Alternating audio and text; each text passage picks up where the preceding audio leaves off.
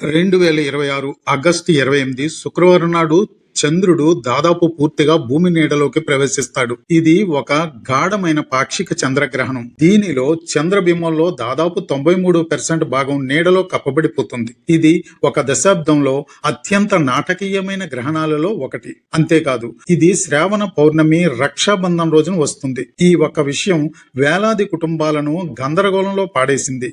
అక్కా చెల్లెళ్ళు రాఖీ కట్టడాన్ని ఆలస్యం చేయాలా? సూతక కాలం ముహూర్తాన్ని రద్దు చేస్తుందా? దేవాలయాలను మూసివేయాలా? ఆహారాన్ని పారవేయాలా? భారతదేశంలోని భక్తులకు దీనికి సమాధానం భరోసా ఇచ్చేదిగా ఉంది. మరియు అది చాలా మందికి ఎన్నడూ నేర్పని ఒక ప్రాచీన సూత్రంపై ఆధారపడి ఉంది. దానిని మనం సరిగ్గా అర్థం చేసుకుందాం.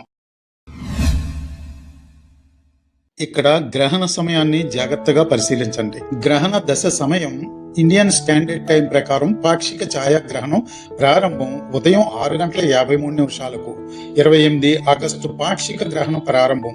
స్పర్శ ఉదయం 8:04 మహాగ్రహణం. మధ్య ఉదయం 9:43 పాక్షిక చంద్రగ్రహణం ముగింపు. మోక్షం ఉదయం 11:22 పాక్షిక ఛాయాగ్రహణం ముగింపు. మధ్యాహ్నం 12:32 ఛాయా కాంతి తీవ్రత 0.932. చంద్రునిలో సుమారు 93% భాగం కప్పబడుతుంది. భారతదేశంలో సూతక కాలం వర్తించదు. ఆ సమయాలను జాగ్రత్తగా గమనించండి. ప్రతి దశ సూర్యోదయం మధ్యాహ్నం మధ్య సంభవించే. భారతదేశంలో చంద్రుడు అప్పటికే అస్తమించాడు. గ్రహణం భూమికి అవతల వైపున సంభవిస్తుంది. ఈసారి భారతదేశంలో సూతకం ఎందుకు లేదు? ఇదే అసలు విషయం. దీనిని కేవలం అంగీకరించడం కంటే అర్థం చేసుకోవడం ముఖ్యం. ధర్మశాస్త్ర నియమాలు చాలా ఖచ్చితమైనది. గ్రహణం దృశ్యంగా అంటే కంటికి కనిపించే చోట మాత్రమే సూతకం వర్తిస్తుంది. గ్రహణాన్ని విశ్వంలో అదృశ్యంగా ప్రయాణించి భూమిపై ఉన్న ప్రతి ఆత్మను ప్రభావితం చేసే ఒక ప్రకంపనగా పరిగణించరు. దీనిని ఒక దర్శన సంఘటనగా అంటే చూసేవారి కళ్ళ ముందు ఒక కాంతి వస్తువు అస్పష్టంగా కనిపించడంగా పరిగణిస్తారు.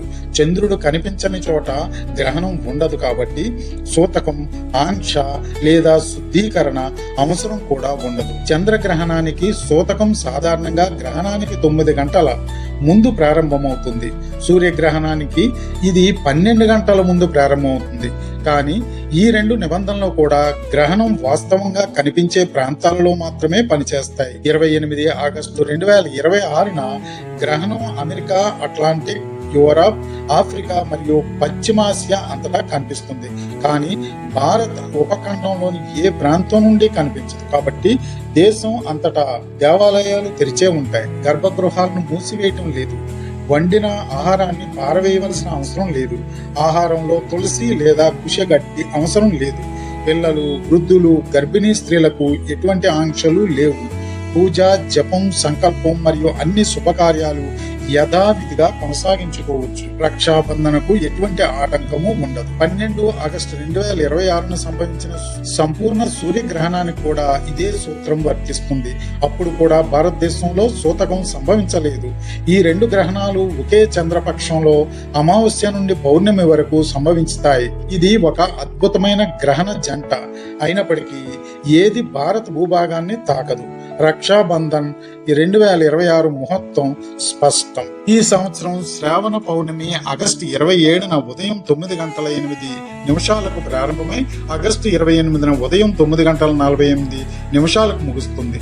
దారం కట్టే సమయంలో తిథి తప్పనిసరిగా ఉండాలి. కాబట్టి రక్షాబంధన్ ను 2026 ఆగస్టు 28 శుక్రవారం నాడు ఉదయపు వేళల్లో జరుపుకుంటారు.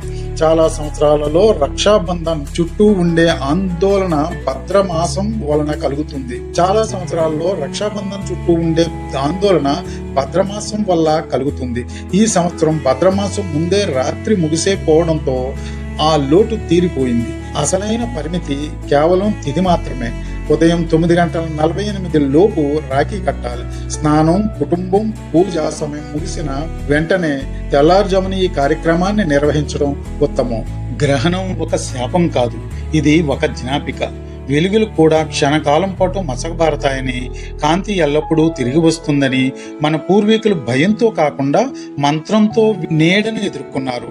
మరియు తిరిగి వచ్చే చంద్రుడికి స్నానం, దీపం మరియు దాన ధర్మాలతో స్వాగతం పలికారు. ఈ సంవత్సరం భారతదేశంలో నీడ మనల్ని పూర్తిగా దాటిపోయింది, కానీ రక్షాబంధన్ మాత్రం తాకలేదు.